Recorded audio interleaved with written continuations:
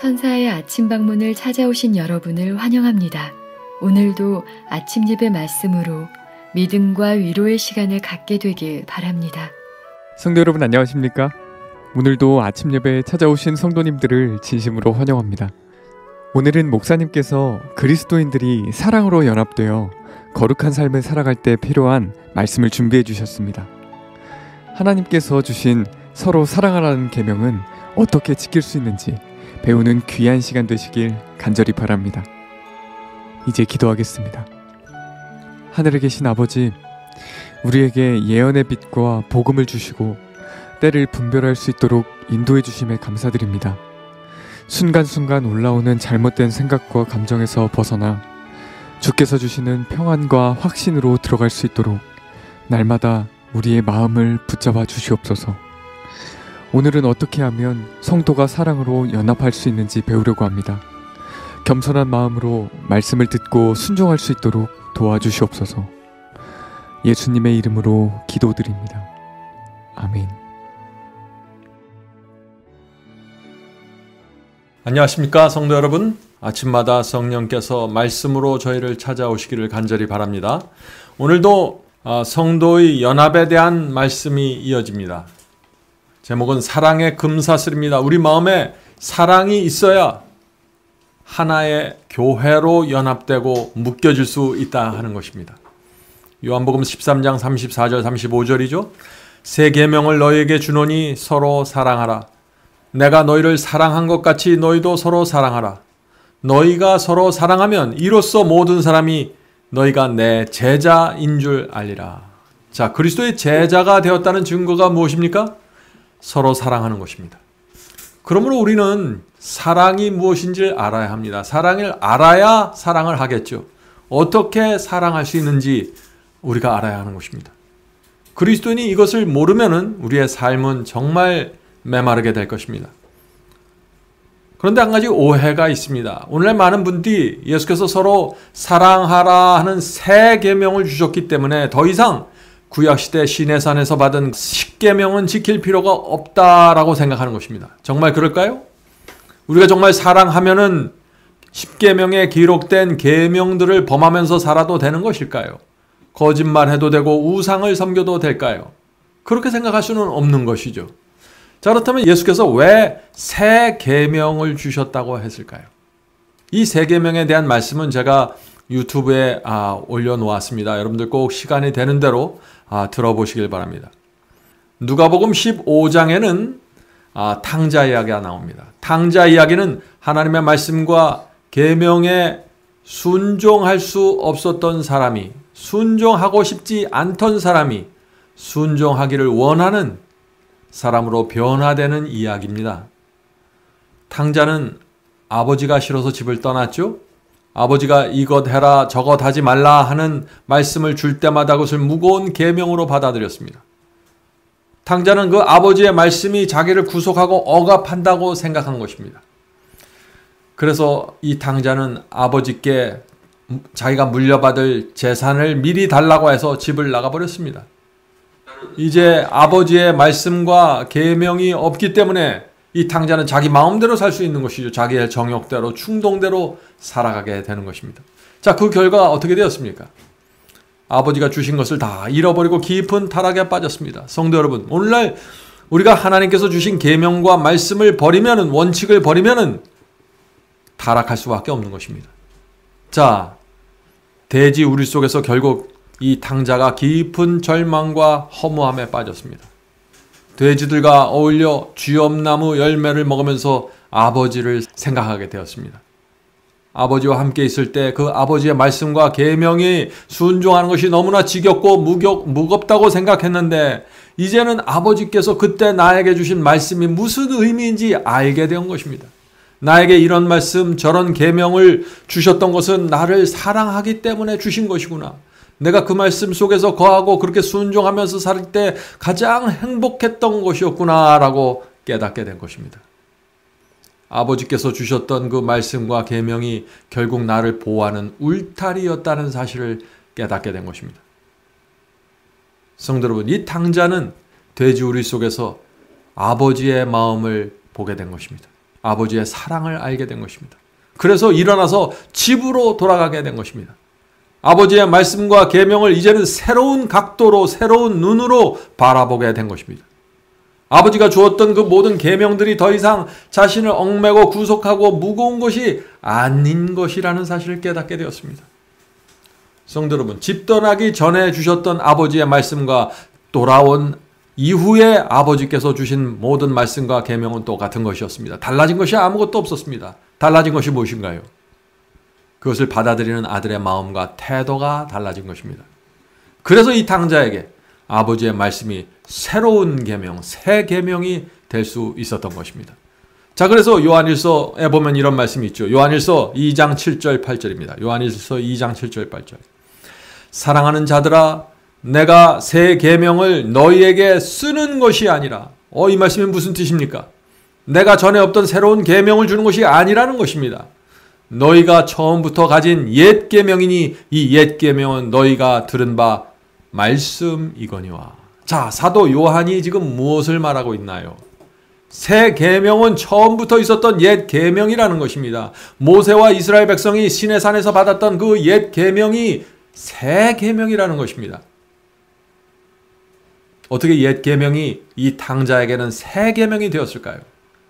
돌아온 탕자, 회개한 탕자의 마음속에는 마치 전에 없었던 새로운 말씀과 새로운 계명을 받는 것처럼 느껴지게 되는 것입니다. 성도 여러분, 우리도 마찬가지입니다. 우리도 탕자와 같은 회개를 하면, 아버지께 회개하고 돌아오면, 이 세상의 대주우리를 버리고 아버지께 돌아오면은 전에 느낄 수 없던 계명의 빛을 보게 되는 것입니다. 회개한 사람의 마음에 나타나는 분명한 증거가 있는데 그것은 계명이 가볍게 느껴지는 것이고, 또 하나는 사랑입니다. 성경이 말하는 모든 영적 경험은 회개에서 시작하는 것입니다. 회개해야만 사랑도 가능하고 계명도 가능하고 변화도 가능해지는 것입니다. 자, 이제 본문 읽겠습니다. 그리스도의 사랑은 예수 그리스도를 믿는 유한한 인간을 무한하신 하나님과 묶는 금사슬이다. 주께서 당신의 자녀들을 위하여 가진 사랑은 우리의 상상을 초월한다. 어떤 과학도 그것을 정의하거나 설명할 수 없다. 어떤 인간의 지혜도 그 깊이를 잴 수가 없다. 성도 여러분, 그리스도의 사랑이 어떻게 우리를 하나로 묶을까요? 그리스도의 사랑은 우리 같은 죄 많은 인간을, 그리스도를 죽인 사람들을, 하나님을 대적하고 사탄의 편에 가버린 인간들을 위해서 나타났기 때문에 우리는 그 사랑을 깨닫게 될 때 감동하고 굴복할 수밖에 없는 것입니다. 그 놀라운 사랑이 에덴 동산 이후 수천 년 동안 한 번도 변하지 않고 지속되고 있다는 것이 놀라운 것입니다. 그 사랑에 우리의 소망이 걸려 있는 것입니다. 그 사랑을 아는 사람마다 탕자처럼 아버지께 두 손 들고 들어오게 되는 것입니다. 아버지의 사랑에 굴복한 이 탕자는 더 이상 아버지 앞에서 이기적이고 교만하게 살 수가 없겠죠. 아버지를 닮고 싶은, 아버지의 그 사랑과 자비를 받고 싶은 간절한 소원을 갖게 될 것입니다. 자, 이기심과 교만은 우리를 예수 그리스도와 영으로 연합시키는 순수한 사랑을 방해한다. 만일 이러한 사랑이 진정으로 개발된다면 유한은 유한과 연합되고 모든 것은 무한하신 하나님께 집중될 것이다. 인간은 인간과 연합되고 모든 사람은 무한한 사랑의 마음으로 한데 묶일 것이다. 서로 위하는 성화된 사랑은 거룩하다. 성도 여러분, 우리가 거룩하게 되길 원하면은 정말 사랑을 받아야 하는 것입니다. 그것은 어떤 교리 몇 가지를 지키고 어떤 계명 몇 가지를 지키는 것으로는 그 사랑에 도달할 수가 없는 것입니다. 이것은 사랑을 받아야 되는 것입니다. 돌아온 탕자처럼 아버지께 용서를 받아야 하는 것입니다. 아버지께서 나를 받아주신다는 그 하나님의 사랑을 깨닫게 되면은 우리의 마음에 나도 하나님의 사랑을 갖고 싶다는 간절한 소원이 생기게 되는 것입니다. 우리 속에 그런 소원이 생길 때 성령께서 지배적으로 역사하시는 것입니다. 우리의 마음이 부드럽게 되는 것입니다. 하나님의 사랑이 우리에게 부어지게 되는 것입니다. 성도 여러분, 이 모든 것은 성령의 역사입니다. 하나님의 사랑이 우리 마음에 부어질 수 있도록 기도해야 하는 것입니다. 계속 읽겠습니다. 이 위대한 사업에서 서로 위하는 그리스도의 사랑, 지금까지 보아한 어떤 것보다도 훨씬 고상하고 훨씬 항구적이고 더 깍듯하며 더 이타적인 이 하나님께서 위엄을 가지고 부여하신 인간의 권리를 인정하는 가운데 그리스도인의 부드러움과 자비와 예절을 유지해주며 하나님의 품 안에 있는 인간의 형제 우애를 나타낸다. 성도 여러분, 우리가 고상한 것을 원합니다. 깍듯한 예의를 지키길 원하죠. 이타적인 사람이 되길 원합니다. 부드럽기를 원하고 자비와 예절이 있는 사람을 원하죠. 근데 이 모든 것은 어디서부터 시작되냐? 돌아온 탕자의 경험에서 시작되는 것입니다. 죄를 용서받는 경험이 있어야 되는 것입니다. 죄의 싹은 사망인데 죄를 용서받았다는 건 무엇인가요? 하나님께 사형을 탕감받았다는 것입니다. 사형을 탕감받은 사람이 어떻게 다른 사람을 정죄할 수 있을까요? 사형을 탕감받은데 어떻게 다른 사람을 미워할 수 있고 나보다 못하게 볼 수 있을까요? 그렇게 되지 못하는 것입니다. 성도 여러분, 내 죄가 무엇인지를 알면 다른 사람의 죄를 묻지 않게 되는 것입니다. 그런 사람에게 자비와 동정의 정신이 나타나게 되는 것입니다. 믿는 자의 마음을 통일성과 우정과 사랑의 띠와 그리스도와 아버지와 하나 되게 연합시켜주는 사랑의 금사슬은 완벽하게 연결해주며 세상에 반박할 수 없는 그리스도교의 능력을 증거한다. 그때 이기심은 뽑혀지며 불성실은 존재하지 않을 것이다. 자, 성도 여러분, 자비와 동정, 사랑이 없으면요 연합은 불가능합니다. 아무리 교인들끼리 같은 진리를 붙잡고 있어도 이 사람들 사이에, 교인들 사이에 문제가 생길 수밖에 없는 것입니다. 왜냐하면 자라온 배경이 다르죠. 학벌이 다르고 재산이 다르고 각 사람의 그릇이 다릅니다. 그래서 서로를 이해하지 못하는 상황이 생기는 것입니다. 그럼에도 불구하고 교인들 마음에 자비와 동정과 사랑이 있다면 연합은 흔들리지 않게 되는 것입니다. 연합은 문제가 없어서 연합이 되는 것이 아닙니다. 문제가 있지만 그것을 덮어주는 사랑과 자비와 동정이 있기 때문에 연합이 견고하게 유지되는 것입니다. 다툼과 분열은 없을 것이다. 그리스도와 연합한 사람은 누구나 완고함이 없을 것이다. 아무도 자기를 인도하는 손을 뿌리치고 자기가 원하는 대로 하다가 걸려 넘어지는 제멋대로 하는 충동적인 아이같이 완고하게 고집부리지 않을 것이다. 자, 그리스도와 우리가 연결이 되면은 사랑과 동정과 자비가 나타나게 됩니다. 그런데 연결되지 않으면 예수님과 우리와 접붙임이 떨어지게 되면 어떻게 될까요? 완고함이 살아나게 됩니다. 쓸데없이 고집부리게 됩니다. 자기 뜻을 주장하게 됩니다. 내가 원하는 대로 살아가게 됩니다. 철없는 아이처럼 충동적이 되는 것입니다. 성도 여러분, 우리가 살면서 우리 속에서 이런 기질이 나타나면은 어떻게 해야 될까요? 로마서에서는 십자가에 못 박아야 한다고 말하는 것입니다. 성도 여러분, 이런 기질들, 악한 기질들, 완고한 기질들, 이런 것은 이 기질들이 우리 속에 다 있는 것입니다. 우리의 육신 속에 있는 것입니다. 그러나 그것이 시험을 받고 자극을 받으면 올라오고 꿈틀거리죠. 그래서 바울은 그것을 십자가에 못 박으라고 말하는 것입니다. 그러므로 성도 여러분, 우리 속에서 이런 기질이 나타날 때 이런 것들이 나에게 있다고 해서 실망할 필요가 없습니다. 우리 모두는 이런 못된 기질들을 갖고 있는 것입니다. 우리의 육신은 거룩하지 않습니다. 악한 것들이 올라올 수 있습니다. 문제는 그것을 못 박지 않고 내버려 두기 때문에 문제가 되는 것이죠. 성도 여러분, 우리 마음에 하나님의 사랑이 있고 자비와 동정이 우리 마음을 지배하면은 악한 기질이 꿈틀거릴 때 그것을 십자가에 못 박게 되는 것입니다. 그것은 성령의 역사입니다. 우리가 그리스도를 정말 따라가기 원하면은 기꺼이 못 받게 되는 것입니다. 성도 여러분, 자비와 사랑이 없는 신앙은 생명이 없는 신앙입니다. 그러나 진리와 원칙이 빠진 사랑도 하나님께 온 사랑이 아닙니다. 그것은 인간적인 사랑이고 진리와 계명이 무시된 사랑은 충동적인 인간의 감정에 불과합니다. 여기에 중요한 밸런스, 균형이 있는 것입니다. 계속해서 오늘 마지막 본문을 읽겠습니다. 사랑은 부드러운 식물이므로 잘 기르고 소중히 다루어야 한다. 그리고 사랑이 자랄 공간을 확보하기 위하여 그 주위에 있는 쓴뿌리들을 모조리 뽑아 버려야 한다. 자, 사랑이 자랄 수 있는, 우리 마음속에서 자랄 수 있는 공간을 확보하려면 뭘 뽑아버려야 된다고 했어요? 쓴뿌리들. 마음에 있는 쓴뿌리들을 제거해야 됩니다. 그래야만 사랑이 자랄 수 있는 것입니다. 그래야만 그것은 우리가 하나님을 최고로 사랑하고 우리의 이웃을 자신처럼 사랑하도록 정신의 모든 능력, 곧 모든 마음을 사랑의 가마 아래로 이끌 것이다. 성도 여러분, 이 사랑은 식물과 같은 것입니다. 우리가 가정에서 식물을 기를 때 어떻게 하나요? 얼마나 정성을 쏟습니까? 잘 기르고 소중히 다루죠? 우리 부부의 사랑도 마찬가지입니다. 부부가 서로 사랑을 잘 보존하려고 노력하고 애를 써야 하는 것입니다. 그래야 유지될 수 있는 것입니다.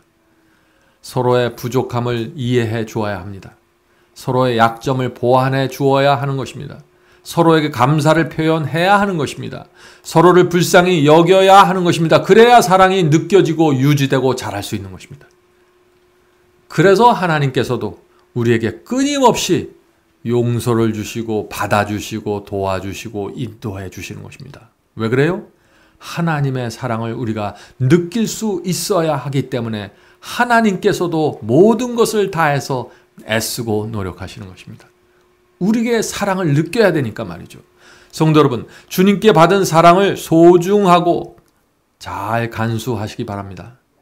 혹시 마음속에 감정의 쓴뿌리가 내리려고 하면은 즉시 뽑아버려야 합니다. 쓴뿌리가 내리면은 사랑은 사라집니다. 성도 여러분, 오늘날 많은 사람들이 사랑을 말하지만은 이게 인간적인 사랑으로 끝나는 이유가 무엇일까요? 그것은 회개하지 않은 채 사랑하려고 노력하기 때문입니다. 회개가 없는 사랑은 존재할 수 없습니다. 진심으로 회개하지 않는데 내 속에서 사랑이 시작될 수 있을까요? 탕자처럼 아버지께 돌아가야 회개해야 하는 것입니다. 사랑은 참된 회개로부터 출발합니다. 탕자처럼 회개한 사람의 마음에 하늘 아버지의 사랑이 부어지게 되는 것입니다. 그런 사람에게 사랑의 열매가 맺혀지는 것입니다. 자, 기도하겠습니다. 하늘에 계신 아버지, 오늘 이 시간에 저희가 하나님의 사랑을 받기 원합니다. 저의 마음속에 사랑을 부어주시옵소서. 저희 인간의 본성 속에는 사랑이 없습니다. 저희 속에는 그저 인간적인 사랑, 얄팍한 사랑, 감정적인 충동적인 사랑밖에 없습니다. 저희가 이 시간에 간구하는 것은 하늘 아버지의 사랑입니다. 용서해 주는 사랑, 자비를 베푸는 사랑, 다른 사람의 죄를 덮어주는 사랑, 잘못을 덮어주는 사랑. 주여 하늘에 계신 아버지, 저희가 이 시간에 이 거룩한 사랑을 받기 원합니다. 저희 속에 마음에 쓴뿌리가 있으면 제거해 주시고 사랑이 자랄 수 있도록 자리를 확보해 주시옵소서. 성령께서 날마다 저희 마음속에 역사하셔서 한번 뿌려진 그 사랑의 씨앗이 잘 자라고 보존될 수 있도록 도와주시옵소서. 모든 말씀 예수님의 이름으로 간절히 기도드립니다. 아멘. 성도 여러분, 마지막 사명에서는 아침 예배 채널을 유튜브에서 별도로 운영하고 있습니다. 아침 예배 채널에서는 매일 새벽 4시에 예배 영상이 올려지고 있으며 특별히 아침 9시에 예배가 진행됩니다. 아침 9시 예배가 아침 예배 채널의 독특한 특징입니다. 원하시는 분들은 유튜브에서 아침 예배 채널을 별도로 구독 신청하여 주시면 저희와 함께 아침마다 예배 드릴 수 있습니다. 매일 아침마다 하나님의 말씀으로 저희 모두가 주 앞에 나와 예배 드리는 신앙으로 함께 나가게 되길 간절히 바랍니다. 감사합니다.